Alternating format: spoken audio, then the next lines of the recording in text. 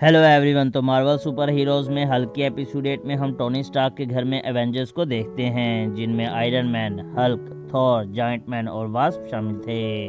वो सब एक दूसरे से बातें कर रहे थे और यहाँ हल्क उन सब से कहता है कि मैं तुम सबसे ज्यादा पावरफुल हूँ। वो थॉर को कहता है कि अपने जादुई हैमर के बिना तुम बस एक आम नॉर्स गॉड हो, और आयरन मैन को कहता है कि अगर तुम ये आयरन सूट उतार दो तो तुम बस एक आम कमजोर इंसान हो।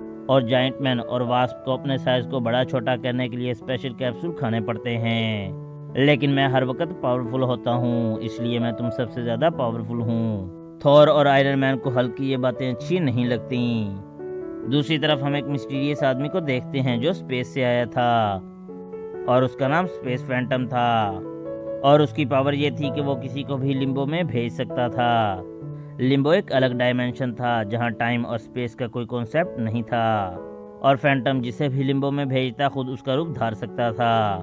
लेकिन एक वक्त में वो सिर्फ एक आदमी को ही लिम्बो में भेज सकता था, क्योंकि वो एक वक्त में सिर्फ एक आदमी का ही रूप ले सकता था। स्पेस फैंटम अर्थ पर तबाही फैलाने आया था, इसलिए वो सबसे पहले एवेंजर्स को खत्म करने का प्लान बनाता है, क्योंकि वो जानता था कि एवेंजर्स के होते हुए वो कोई भी गलत काम नहीं कर सकता। स्पेस फैंटम एक आदमी को लिम्बो में भेजकर उसका रूप ले लेता है, और फिर वो उस आदमी के रूप में स्टार्क के घर जाता है, लेकिन वहां हल्क उसे देख लेता है। तो स्पेस फैंटम हल्क को लिम्बो में भेज देता है और खुद उसका रूप ले लेता है।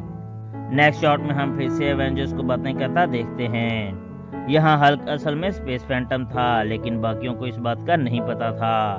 फैंटम यहाँ बाकी एवेंजर्स से गुस्से से बातें करता है, जिससे एवेंजर्स आपस में ही लड़ने लगते हैं। फैंटम के पास अब हल्क वाली पावर थी, इसलिए वो आयरन मैन से फाइट करता है। आयरन मैन फैंटम को इलेक्ट्रिक शॉक देता है, जिससे फैंटम अपना रूप बदलने का सोचता है, इसलिए वो जायंट मैन को लिम्बो में भेजकर उसका रूप ले लेता है।